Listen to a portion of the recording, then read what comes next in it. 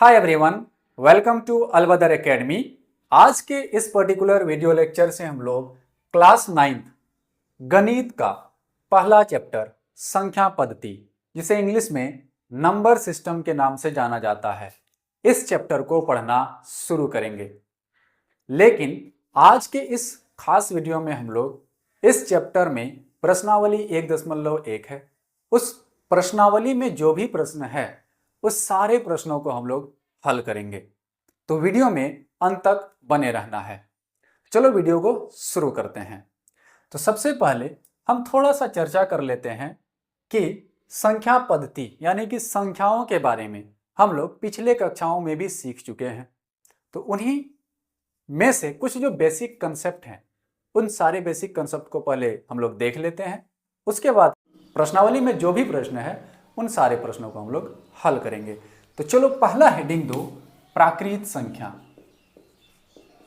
प्राकृत संख्या, प्राकृत संख्या को अंग्रेजी में, इंग्लिश में नेचुरल नंबर कहा जाता है। नेचुरल नंबर, प्राकृत संख्या को इंग्लिश में नेचुरल नंबर कहा जाता है। और प्राकृत संख्या के बारे में आप लोग जानते हैं कि गिनती की संख्या को, गिनती की संख्या, गिनती की संख्या जो भी होंगे उन सारे संख्याओं को प्राकृत संख्या कहते हैं। जैसे कि 1, 2, 3, 4, 5, ये सारे गिनती की संख्या हैं। यानी कोई भी चीज अगर हम लोग गिनते हैं तो 1, 2, 3, 4, 5 इस तरह से गिनते हैं। तो ये सारे संख्याओं को प्राकृत संख्या कहा जाता है। और जो प्राकृत संख्या का ये हमारा समूह मिला, इस प्राकृत संख्या के समूह को अंग्रेजी के कैपिटल लेटर एन से सूचित करते हैं। एन से सूचित करते हैं, एन फॉर नेचुरल। ठीक है। अब हम लोग का अगला जो है संख्या वो है पूर्ण संख्या। पूर्ण संख्या, पूर्ण संख्या को इंग्लिश में होल नंबर कहा जाता है। होल नंबर यानी पूर्ण संख्या। पूर्ण संख्याओं के बारे में भी आप लोग को पता है कि गिनती की संख्या जितने भी हैं प्लस जीरो को भी अगर मिला दें, यानी कि 0 शून्य, शून्य प्लस गिनती की संख्या, शून्य प्लस गिनती की संख्या, तो इस शून्य और गिनती की संख्या के समूह को हम लोग पूर्ण संख्या बोलते हैं। जैसे कि 0, 1, 2, 3, 4, 5 इसी तरह से चलते जाएगा। तो जब हम लोग गिनती की संख्या में 0 को भी शामिल कर लेते हैं, शून्य को भी शामिल कर लेते हैं, तो इससे जो समूह मिलेगा, इस संख्याओं के समूह को पूर्ण संख्या का नाम देते हैं। और पूर्ण संख्या को होल नंबर से इंग्लिश में बोलते हैं। तो इसको कैपिटल लेटर W से सूचित करते हैं। यानी जो पूर्ण संख्या है इसको इंग्लिश के कैपिटल लेटर W से सूचित किया जाता है। W for whole. यहां तक बात क्लियर है। यहां पर एक प्रश्न भी बनता है कि क्या हम लोग प्राकृत संख्या को पूर्ण संख्या कह सकते हैं या फिर पूर्ण संख्या को प्राकृत संख्या कह सकते हैं। तो याद रहे, जितने भी प्राकृत संख्या है उन सारे प्राकृत संख्याओं को पूर्ण संख्या कह सकते हैं, क्योंकि जो भी प्राकृत संख्या है वो पूर्ण संख्या के समूह में आ जाते हैं। लेकिन इसका उल्टा याद रखना है कि जितने भी पूर्ण संख्या है उन सारे पूर्ण संख्याओं को प्राकृत संख्या नहीं कह सकते हैं, क्योंकि ये जो 0 है वो प्राकृत संख्या के समूह में नहीं है। तो अगर आप लोग लिखना चाहते हैं तो लिख सकते हैं इधर साइड में कि सभी प्राकृत संख्याओं को, सभी प्राकृत संख्या को पूर्ण संख्या कह सकते हैं। पूर्ण संख्या कह सकते हैं, लेकिन सभी पूर्ण संख्याओं को प्राकृत संख्या नहीं कह सकते। लेकिन सभी पूर्ण संख्याओं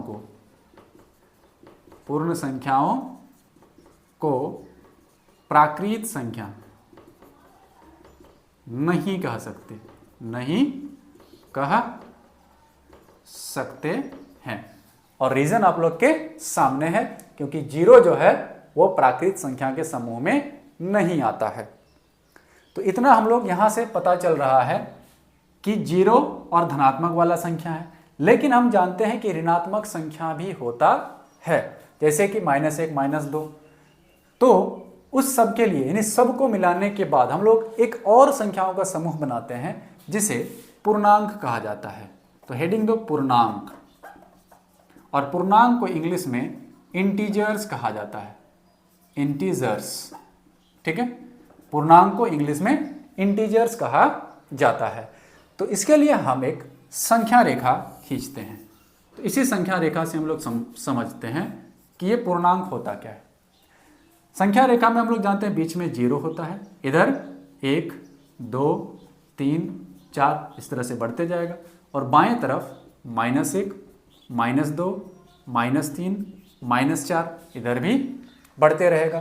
तो इसमें संख्या रेखा में जितना धनात्मक वाला दिख रहा है, जितना ऋणात्मक संख्या दिख रहा है, जीरो दिख रहा है, इस सारे संख्याओं को पूर्णांक कहा जाता है।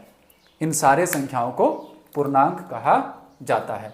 यहाँ पर ये याद रखना है कि पूर्णांक जो होता है ये दो प्रकार का होता है, एक तो धनात्मक पूर्णांक, दूसरा ऋणात्मक पूर्णांक। तो जीरो के दाएं तरफ जो भी पूर्णांक होंगे प्लस वाला, इस सब को धनात्मक पूर्णांक कहा जाता है, धनात्मक पूर्णांक कहा जाता है। धनात्मक पूर्णांक को इंग्लिश में पॉजिटिव इंटीजर कहा जाता है, पॉजिटिव इंटीजर, और इसको प्लस से हम लोग दर्शाते हैं। इसी तरह से जीरो के बाएं साइड में जो भी संख्या होंगे माइनस लगे होंगे, तो इस सारे माइनस वाले संख्या को ऋणात्मक पूर्णांक कहा जाता है, ऋणात्मक पूर्णांक कहा जाता है। और ऋणात्मक पूर्णांक को इंग्लिश में नेगेटिव इंटीजर कहा जाता है, नेगेटिव इंटीजर, और इसको किससे सूचित करते हैं? माइनस से सूचित करते हैं। तो यहां जो संख्याओं का समूह हमें मिला, इन सारे संख्याओं के समूह को पूर्णांक कहा जाता है। और ये जो पूर्णांक है, इस पूर्णांक को इंग्लिश के अल्फाबेट जेड से सूचित किया जाता है, इंग्लिश के अल्फाबेट जेड से सूचित किया जाता है।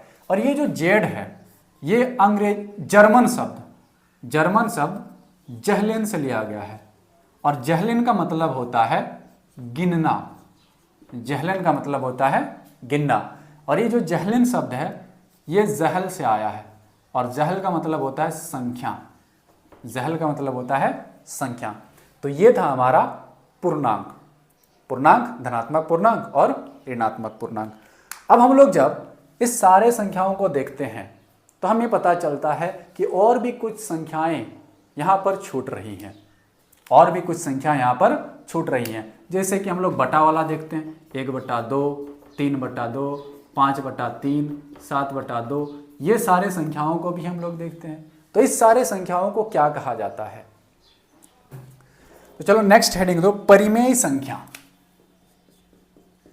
परिमेय संख्या, और ये जो परिमेय संख्या है इसको इंग्लिश में रेशनल नंबर कहा जाता है, रेशनल नंबर कहा जाता है। और परिमेय संख्या के बारे में आप लोग जानते हैं, क्लास 8 में भी पढ़ा होगा कि वैसी संख्याएं जिसे हम लोग P/Q के रूप में दर्शा सकते हैं, जहां P और Q पूर्णांक हो, जहां P और Q क्या हो? पूर्णांक हो, और Q बराबर 0 नहीं होना चाहिए, यानी नीचे में 0 नहीं होना चाहिए, बटा के नीचे 0 नहीं होना चाहिए। तो P/Q के रूप में दर्शा सकते हैं, जैसे कि हो गया 1/2, 3/2, 5/4, 7/2, -100/101, इसी तरह से -300/7। ये सारी जो संख्याएं हैं इस सबको हम लोग P/Q के रूप में लिख सकते हैं। तो ये सारी संख्याओं को परिमेय संख्या कहा जाता है। तो इस तरह से परिमेय संख्याएं भी हमारे पास बहुत सारे अनंत होंगे। यहाँ पर ध्यान देने वाली बात यह है कि जितने भी पूर्णांक हैं उस सारे पूर्णांक को भी हम लोग परिमेय संख्या बोल सकते हैं, क्योंकि जैसे 2 है तो 2 को हम लोग क्या लिख सकते हैं? 2/1 लिख सकते हैं। यहाँ पर q का वैल्यू क्या हो गया, 1 हो गया। इस तरह से 3 है, 3/1 लिख सकते हैं। 1000 है, 1000 को क्या लिख सकते हैं, 1000/1 लिख सकते हैं। तो ये सारे पूर्णांक हैं, लेकिन इसको हम लोग p/q के रूप में लिख सकते हैं, तो इसे भी हम लोग परिमेय संख्या कहेंगे। तो यहाँ से और एक क्वेश्चन हमारे लिए बन सकता है कि क्या जितने भी पूर्णांक होते हैं वो सारे पूर्णांक परिमेय संख्या होते हैं, या फिर इसका उल्टा, क्या सभी परिमेय संख्याएं पूर्णांक होते हैं। तो याद रखना, हम लोगों ने अभी देखा था कि जितने भी पूर्णांक हैं उसको हम लोग p/q के रूप में लिख सकते हैं। तो जितने भी पूर्णांक हैं उन सारे पूर्णांकों को हम लोग परिमेय संख्या कह सकते हैं, परिमेय संख्या कह सकते हैं। लेकिन जितने भी परिमेय संख्या हैं उस सारे परिमेय संख्याओं को हम लोग पूर्णांक नहीं कह सकते, और रीजन आपके सामने है कि पूर्णांक को हम लोग परिमेय संख्या बोल सकते हैं और परिमेय संख्याओं को पूर्णांक नहीं बोल सकते हैं, यानी सारे परिमेय संख्याओं को पूर्णांक नहीं बोल सकते हैं। इतना क्लियर। तो नेक्स्ट हम लोग सीखेंगे कि दो परिमेय संख्याओं के बीच में कितनी परिमेय संख्याएं ज्ञात कर सकते हैं। तो पहले सीख लेते हैं कि परिमेय संख्या ज्ञात कैसे करेंगे, निकालेंगे कैसे। जैसे एग्जाम्पल 2 है, उदाहरण नंबर 2 में बोला है कि 1 और 2 के बीच हम लोग को 5 परिमेय संख्याएं निकालना है। 1 और 2 के बीच 5 परिमेय संख्या निकालना है। तो परिमेय संख्या निकालने के लिए हमारे पास दो तरीका है, एक तो r+s/2 वाला, और एक फिर बाद में हम लोग सीखेंगे क्योंकि बाद वाला थोड़ा आसान है। वैसे दोनों आसान है, लेकिन बाद वाला से हम लोग नहीं, दूसरा विधि से और अच्छे से निकाल सकते हैं। तो इसमें हम लोग क्या करेंगे, सबसे पहले हल लिखना है, ठीक है।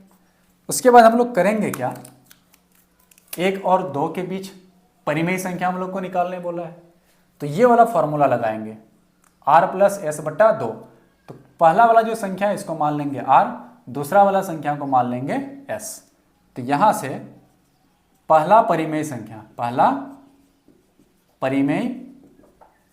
संख्या बराबर हो जाएगा r+s/2, यानी 1 + 2/2। तो 1 + 2 कितना हो जाएगा, 3/2। तो पहला परिमेय संख्या हमारा निकल गया 3/2। इसी तरह से दूसरा परिमेय संख्या निकाल सकते हैं, दूसरा परिमेय संख्या बराबर, अब क्या करना है, इस तीनों संख्या में से किसी को भी r किसी को भी s मान सकते हैं। तो चलो हम लोग इसको मान लेते हैं r और 2 को मान लेते हैं s। तो हो जाएगा 3/2 + 2, फिर इसका बटा में हो जाएगा 2। तो इसको पहले हल कर लेते हैं, तो बराबर ऊपर हो जाएगा 2, इधर हो जाएगा 3 + 4/2, बराबर हो जाएगा 3 4 7 ये 2 2 4 हो जाएगा, यानी 7/4। इसी तरह से तीसरा परिमेय संख्या भी हम लोग निकाल सकते हैं, तीसरा परिमेय संख्या बराबर, उसी तरह से इसको r मान लेंगे, किसी दूसरे को s मान लेंगे। तो इसको r मान लेते हैं, 7/4 + 2/2 बराबर, यहाँ पर LCM 4, 7 + 8/2 बराबर हो जाएगा 8 7 15/8। यह तीसरा परिमेय संख्या हो जाएगा। इसी तरह से चौथा परिमेय संख्या निकालते हैं, चौथा परिमेय संख्या बराबर, इसको r मान लो, s किसी दूसरे को मान लो। तो 15/8 जोड़ s2 को मान लेते हैं, 2/2 बराबर, LCM हो जाएगा यहाँ 8, तो इधर 15 और 2 8 16/2 बराबर हो जाएगा 15 16 31/8 दूनी 16 31/16 हो जाएगा। इस तरह से और एक बोला है पांचवा, तो पांचवा परिमेय संख्या बराबर, उसी तरह से इसको r मान लो, इसको s मान लो। तो 31/16 जोड़ 2, फिर बटा में कर दो 2 बराबर, यहाँ LCM 16, इधर सॉरी यहाँ 31 है, इधर हो जाएगा 31 प्लस 16 दूनी 32/2 बराबर 32 31 63/16 × 32, 63/32। तो ये r+s वाला फॉर्मूला से भी हम लोग परिमेय संख्या जितना भी बोले आराम से निकाल सकते हैं, लेकिन इसमें थोड़ा सा लेंदी लगता है। तो हम लोग दूसरा विधि देखते हैं, दूसरा विधि। और इस दूसरा विधि जो है ये बहुत ही आसान है, बहुत ही आसान है। तो चलो इस विधि को भी हम लोग सीख लेते हैं। जैसे 1 और 2 के बीच निकालना है, 1 और 2 के बीच 5 परिमेय संख्या निकालना है। तो यहाँ पर हम लोग करेंगे क्या, 5 परिमेय संख्या बोला है तो 5 में 1 जोड़ देंगे, यानी जितना परिमेय संख्या बोलेगा उसमें 1 जोड़ दो, तो यहाँ पर कितना हो जाएगा 6। अब क्या करेंगे, 1 जो है इसको भी 6/6 से गुना कर दो, और 2 जो है इसको भी 6/6 से गुना कर दो। तो ये ऊपर वाला हो जाएगा 6 के 6/6, और ये हो जाएगा 6 दूनी 12/6। तो यहाँ पर हम लोग लिख सकते हैं अतः, तो यहाँ पर देख लो 6/6 और 12/6 के बीच 5 परिमेय संख्या हमारे पास मिल जाएगा, 7/6, 8/9, 10/11, 11/6 मिल जाएगा। तो अतः 1 और 2 के बीच, 1 और 2 के बीच 5 परिमेय संख्या, 5 परिमेय संख्या बराबर क्या हो जाएगा, ये 6/6 है तो हो जाएगा 7/6, 8/6, 9/6, 10/6 और हो जाएगा 11/6। ये सारे परिमेय संख्या हो जाएंगे। तो इस तरह से हम लोग इस मेथड से, इस दूसरा विधि से आसानी से हम लोग कितनों भी परिमेय संख्या निकालने के लिए दे, आसानी से हम लोग निकाल सकते हैं। तो यहां पर देखना, सिर्फ 5 ही परिमेय संख्या नहीं निकाल सकते हैं कोई दो परिमेय संख्या के बीच, अपरिमित रूप से अनेक परिमेय संख्याएं हम लोग निकाल सकते हैं। तो ये वाला पॉइंट याद रखना कि कोई भी 2 परिमेय संख्या के बीच अपरिमित रूप से अनेक परिमेय संख्याएं निकाल सकते हैं। अब हम लोग प्रश्नावली की तरफ चलते हैं। इसको प्रश्नावली 1.1, तो प्रश्नावली 1.1 में क्वेश्चन नंबर 1, क्वेश्चन नंबर 1, इस क्वेश्चन नंबर 1 में हमें बताता है क्या शून्य एक परिमेय संख्या है, क्या इसे आप p/q के रूप में लिख सकते हैं, जहां p और q पूर्णांक है और q बराबर 0 नहीं है। तो यहां से हम लोग को डायरेक्टली पूछा है क्या हम लोग 0 को परिमेय संख्या बोल सकते हैं, और अगर बोल सकते हैं तो क्या इसको p/q के रूप में लिख सकते हैं जहां q बराबर 0 नहीं है। तो याद रखना, सीधा हम लोग लिखते हैं हल। हल में क्या लिखेंगे, 0 जो है, हाँ 0 क्या है, परिमेय संख्या है, 0 परिमेय संख्या है, 0 क्या है, परिमेय संख्या है। तर्क यहां पर क्या होगा, जैसे 0 ले लो, 0 के बटा में हम लोग क्या दे देंगे 1, फिर भी 0 ही रहेगा। 0/2 कर दो, 2 से भाग दे दो, फिर भी 0 रहेगा। 0/3 कर दो, फिर भी 0 रहेगा। 0/-3 कर दो, फिर भी 0 रहेगा। तो यहाँ पर हम लोग देख सकते हैं कि Q का मान चाहे पॉजिटिव लें या फिर नेगेटिव लें, 0 को छोड़ के Q बराबर 0 नहीं होना चाहिए। तब इस केस में ये जो 0 होगा परिमेय संख्या हो जाएगा। इतना क्लियर है। अब नेक्स्ट देखते हैं हम लोग क्वेश्चन नंबर 2, क्वेश्चन नंबर 2 पे। क्वेश्चन नंबर 2 यानी सेकंड क्वेश्चन हम लोग को बोलता है कि 3 और 4 के बीच 6 परिमेय संख्याएं ज्ञात कीजिए। 3 और 4 के बीच कितनी परिमेय संख्याएं, 6 परिमेय संख्याएं ज्ञात करना याद रखिए। तो अभी हम दूसरा विधि इस्तेमाल करेंगे। दूसरा विधि में हम लोगों ने अभी देखा कि जितनी भी परिमेय संख्या निकालने बोले उसमें 1 जोड़ देना है और ऊपर नीचे गुना कर देना है। तो यहाँ 6 बोला है तो 6 जोड़ 1 कर देंगे, कितना हो जाएगा 7। तो इसी तरह से हम लोग क्या करेंगे, 3 को भी 7/7 से गुना कर देंगे और 4 को भी 7/7 से गुना कर देंगे। जब 3 को 7/7 से गुना करेंगे तो ये हो जाएगा 3 सत्ते 21/7 और ये हो जाएगा 4 सत्ते 28/7। तो यहाँ से हम लोग 6 परिमेय संख्या निकाल सकते हैं। यहां से लिख लो, अतः 3 और 4 के बीच, 3 और 4 के बीच 6 परिमेय संख्याएं, 6 परिमेय संख्याएं। 21 के बाद कितना, 21 और 28 के बीच कितना आ जाएगा, 22/7, 23/7, 24/7, 25/7, 26/7 और 27/7 है। कितना आसान है। तो इस तरह से तीसरा क्वेश्चन में भी हम लोग को 5 परिमेय संख्या निकालना है। नोट कर लो। उसके बाद नेक्स्ट क्वेश्चन देखते हैं।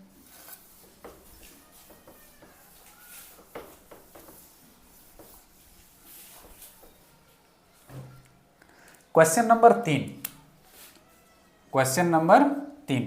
क्वेश्चन नंबर 3 में हम लोग को बोला है कि 3/5 और 4/5, 3/5 और 4/5 के बीच 5 परिमेय संख्या निकालना है। कितनी परिमेय संख्या, 5 परिमेय संख्या निकालना है। तो 5 परिमेय संख्या के लिए वही दूसरा विधि का इस्तेमाल करते हैं। क्या करेंगे, 5 जोड़ 1 बराबर कितना हो जाएगा, 6। तो हल लिख लो। तो इसमें क्या करेंगे, 3/5 जो है इसको भी 6/6 से गुना कर देंगे और 4/5 को भी 6/6 से गुना कर देंगे। तो यह हमारा हो जाएगा 3 छके 18 बटा 6 पंचे 30 और यह जाएगा 4 छके 24 बटा 5 छके 30। तो यहाँ पर देख सकते हैं 18/30 और 24/30 के बीच 5 परिमेय संख्या आसानी से निकाल सकते हैं। तो यहाँ से लिखो, अतः 3/5 और 4/5 के बीच 5 परिमेय संख्याएं, 5 परिमेय संख्याएं, 5 परिमेय संख्याएं। 18 के बाद कितना आ जाएगा, 19/30, 20/30, 21/30, 22/30 और 23/30 है। तो कितना आसान है। तो इस तरह से हम लोग कोई भी परिमेय संख्या, 2 परिमेय संख्या दिया रहे उसके भी जितना भी परिमेय संख्या निकालने बोले हम लोग आसानी से निकाल सकते हैं। तो चलते हैं अगले क्वेश्चन की तरफ। क्वेश्चन नंबर 4 में हम लोग को सत्य असत्य बताना है, साथ ही साथ उसका कारण भी देना है। तो इसको हम शॉर्टकट में बता देते हैं। तो इसमें हमारा पहला क्वेश्चन है कि प्रत्येक प्राकृत संख्या एक पूर्ण संख्या होती है। प्रत्येक प्राकृत संख्या एक पूर्ण संख्या होती है, यानी जितना भी प्राकृत संख्या है उसको हम लोग पूर्ण संख्या कह सकते हैं। तो आप ही लोग बताओ, सत्य की असत्य, ये सत्य होगा, ये सत्य होगा, क्योंकि जितने भी प्राकृत संख्या हैं वो सारे प्राकृत संख्या पूर्ण संख्या के समूह में आते हैं, इसीलिए प्रत्येक प्राकृत संख्या को पूर्ण संख्या कह सकते हैं। ये कथन सत्य है। अगर इसका उल्टा पूछता कि क्या सभी पूर्ण संख्याएं प्राकृत संख्याएं होती हैं, तो ये गलत था। इस तरह से दूसरा क्वेश्चन है इसका 4 का। इसमें हम लोग को बोला है कि प्रत्येक पूर्णांक एक पूर्ण संख्या होती है। प्रत्येक पूर्णांक एक पूर्ण संख्या होती है। प्रत्येक पूर्णांक जो है वो क्या पूर्ण संख्या होती है। क्या यह कथन सत्य है? नहीं, बिल्कुल ये कथन असत्य है। ये कथन क्या है? असत्य है। क्योंकि पूर्णांक हमारा क्या आता है? 0, 1, 2, इधर फिर -1, -2, -3। लेकिन पूर्ण संख्या हम लोग का क्या है? 0, 1, 2, इस तरह से बढ़ते जाएगा। तो यहाँ से हम लोग क्लियरली देख पा रहे हैं कि पूर्णांक में ऋणात्मक संख्या भी आता है, लेकिन पूर्ण संख्या में ऋणात्मक संख्या नहीं आता है। तो इसका अगर कारण पूछे तो बता देना है कि क्योंकि पूर्णांक में ऋणात्मक संख्या भी आते हैं, लेकिन पूर्ण संख्या में ऋणात्मक संख्या नहीं आते हैं, इसीलिए ये कथन असत्य है। इस तरह से क्वेश्चन नंबर 4 का तीसरा क्वेश्चन है, प्रत्येक परिमेय संख्या एक पूर्ण संख्या होती है। तीसरा नंबर क्या बोला? प्रत्येक परिमेय संख्या, परिमेय संख्या क्या पूर्ण संख्या होती है? प्रत्येक परिमेय संख्या पूर्ण संख्या होती है। तो ये कथन भी असत्य है, ये कथन भी असत्य है, क्योंकि हम लोगों ने देखा है कि परिमेय संख्या 1/2, 3/2, 2, 4, 6, 3 ये सारे क्या हैं? परिमेय संख्या है। इसको p/q के रूप में लिख सकते हैं, तो परिमेय संख्या है। लेकिन पूर्ण संख्या जो होते हैं, जैसे कि 2, ये तुम्हारा क्या है? परिमेय संख्या तो है, यानी पूर्ण संख्या तो है, परिमेय भी है, लेकिन 1/2 ले लो। 1/2 क्या है? परिमेय संख्या है लेकिन पूर्ण संख्या नहीं है। तो ये वाला जो कथन है वो असत्य हो जाएगा। कारण क्या दे देना है? सीधा बताना है कि प्रत्येक परिमेय संख्या पूर्ण संख्या नहीं हो सकती, क्योंकि 1/2 पूर्ण संख्या नहीं है। इस तरह से बहुत सारा एग्जाम्पल भी ले सकते हो। 3/2 भी पूर्ण संख्या नहीं है, 5/2 भी पूर्ण संख्या नहीं है। तो इस तरह से हमारा ये प्रश्नावली खत्म होता है।